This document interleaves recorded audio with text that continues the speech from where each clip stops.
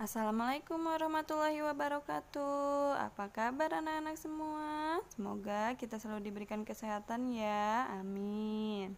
Sebelum kita mulai belajar, mari kita berdoa terlebih dahulu. Berdoa dimulai. Berdoa selesai.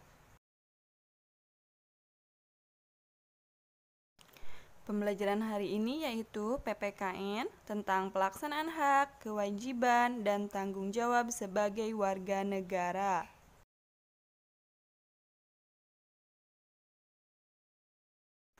Tujuan pembelajaran hari ini yaitu siswa dapat membedakan pengertian hak, kewajiban, dan tanggung jawab sebagai warga negara. Yang kedua, siswa dapat mengidentifikasi pelaksanaan hak dalam kehidupan sehari-hari.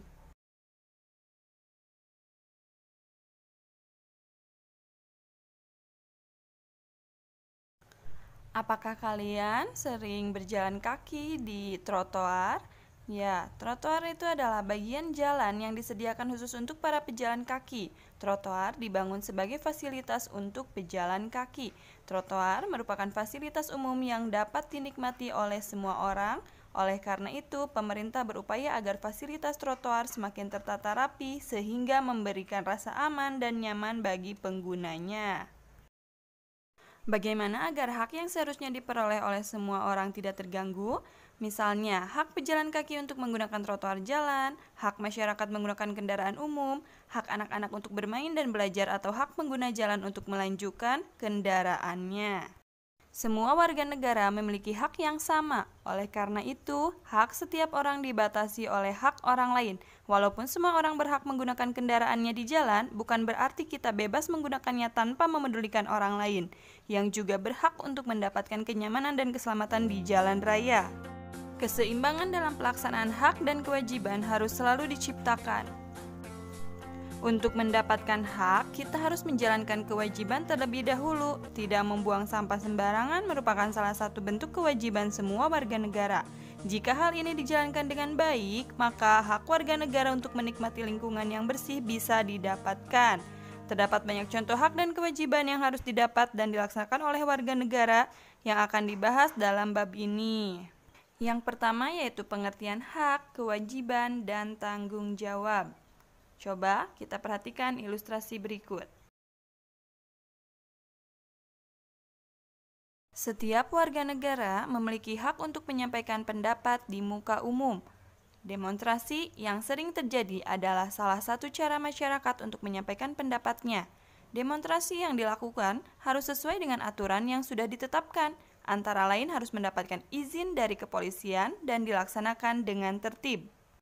Penyampaian pendapat adalah hak, sedangkan menjaga ketertiban lalu lintas adalah kewajiban. Warga yang berdemonstrasi harus melaksanakan kewajibannya dengan baik sehingga demonstrasi dapat berjalan dengan tertib.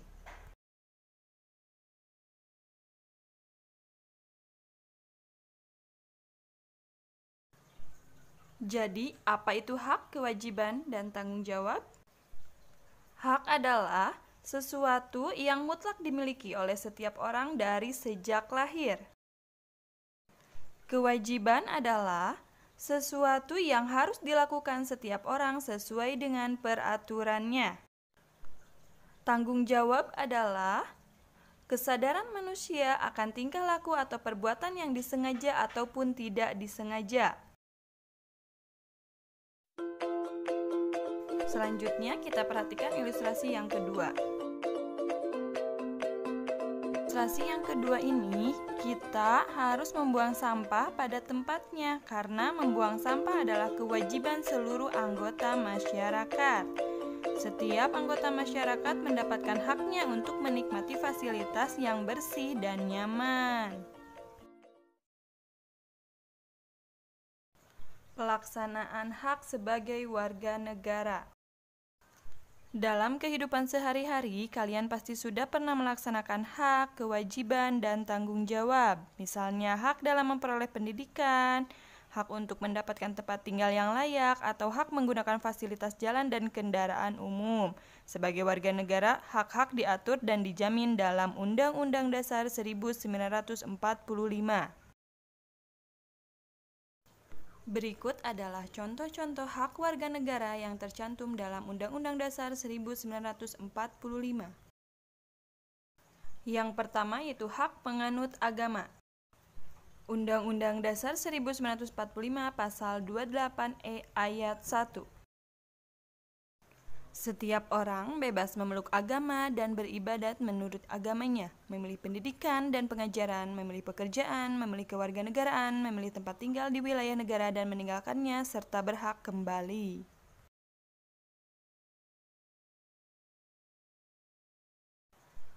Yang kedua, Undang-Undang Dasar 1945 Pasal 28E Ayat 2.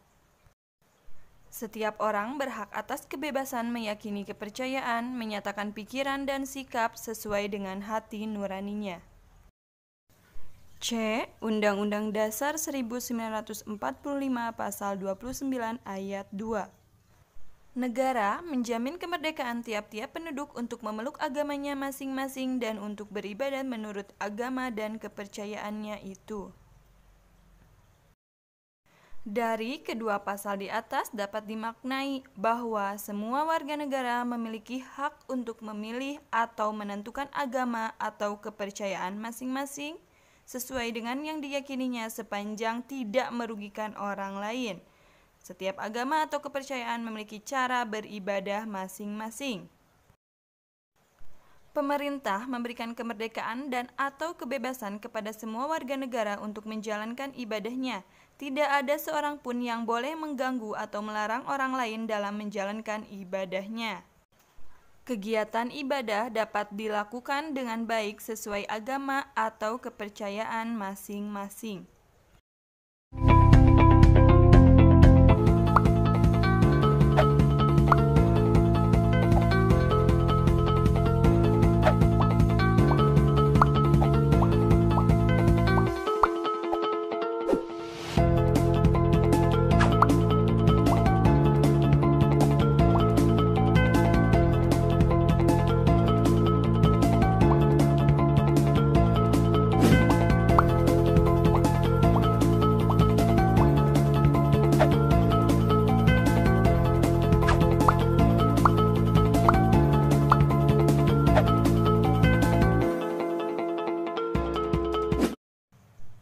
Oleh karena itu, kita semua wajib untuk saling menghormati antar pemeluk agama atau kepercayaan demi kehidupan yang aman dan nyaman. Yang kedua yaitu hak mendapatkan pendidikan.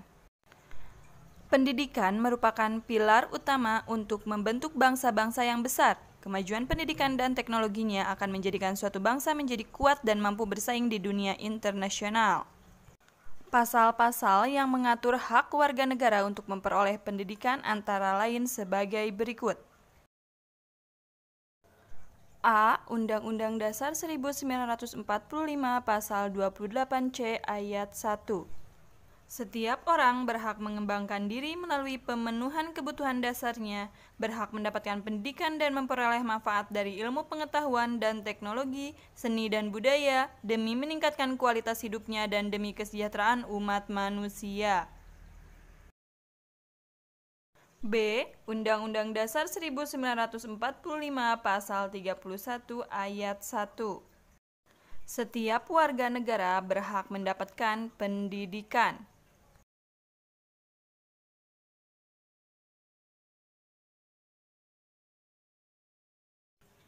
Hak mendapatkan pendidikan antara lain meliputi hak untuk mengikuti pelajaran dan bertanya kepada guru.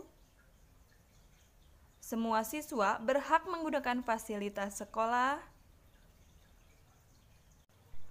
Mendapatkan pendidikan adalah hak yang sangat penting demi kemajuan suatu bangsa. 3. Hak untuk menyampaikan pendapat. Setiap warga negara berhak untuk menyampaikan pendapat secara lisan atau tulisan kepada pemerintah. Dasar hukum yang mengatur hak menyuarakan pendapat warga negara terdapat dalam Undang-Undang Dasar 1945 Pasal 28E Ayat 3. Setiap orang berhak atas kebebasan berserikat, berkumpul, dan mengeluarkan pendapat.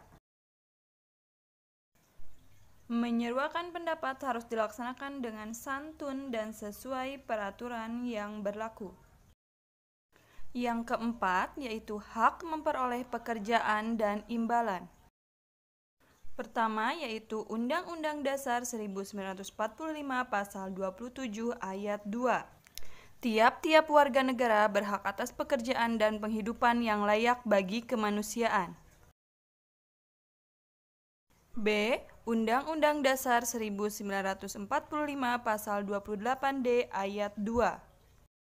Setiap orang berhak untuk bekerja serta mendapatkan imbalan dan perlakuan yang adil dan layak dalam hubungan kerja. Setiap warga negara berhak mendapatkan pekerjaan dan imbalan yang layak. Setiap warga negara juga memiliki hak untuk bekerja sesuai dengan kemampuan dan ilmu pengetahuan yang dimilikinya. Contohnya, pembangunan yang dilakukan pemerintah untuk membangun fasilitas umum dan agar dapat menyerap tenaga kerja. Dalam rangka menciptakan lapangan kerja, pemerintah banyak melakukan pembangunan fasilitas umum dan industri yang menyerap tenaga kerja. Kegiatan ini dilakukan agar semakin banyak warga negara yang dapat bekerja dan memenuhi kebutuhan hidupnya. Yang kelima yaitu hak memiliki kedudukan yang sama di hadapan hukum. Hak ini tercantum dalam Undang-Undang Dasar 1945 Pasal 28D Ayat 1. Setiap orang berhak atas pengakuan, jaminan, kehidupan, dan kepastian hukum yang adil serta perlakuan yang sama di hadapan hukum. Dari pasal tersebut dijelaskan bahwa negara akan memberikan hak yang sama kepada warga negara. Aparat penegak hukum akan memberikan tindakan yang sama kepada seluruh warga negara tanpa memandang suku, bangsa, agama, tingkat pendidikan, atau jabatan. Semua pelanggar aturan lalu lintas akan dikenakan sanksi yang sama, yakni mendapatkan tilang atau bukti pelanggaran dan harus membayar denda. Tindakan hukum seperti ini dilakukan agar tercipta ketertiban berlalu lintas. Dengan adanya pasal 28D ayat 1, diharapkan tidak terjadi perlakuan tidak setara kepada pelaku pelanggaran hukum. Setiap warga negara berhak diperlakukan secara adil. Alhamdulillahirrabbilalamin, materi hari ini telah selesai. Selanjutnya, jawablah pertanyaan-pertanyaan berikut ini di buku tugas kalian masing-masing.